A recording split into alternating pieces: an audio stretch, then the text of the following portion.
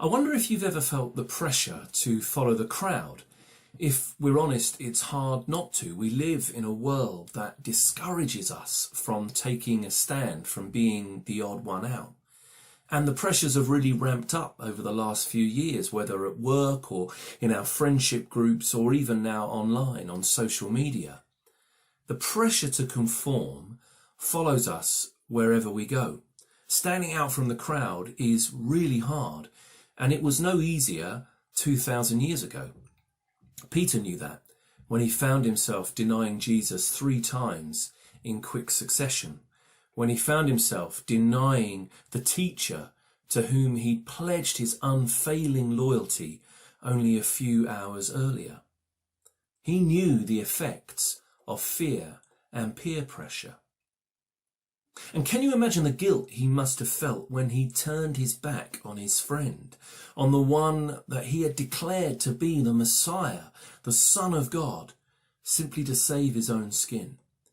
It must have caused him sorrow and a pain that he thought he'd never escape.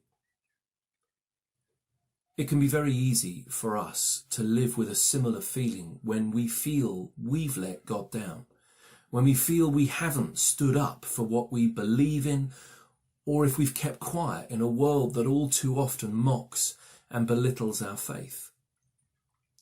Well, the good news is we serve a God who practices what he preaches, a God who longs to forgive, to restore and to redeem. And in our passage today, we see Jesus making the first move. He waits for Peter on the beach and calmly and lovingly deals with what's gone before.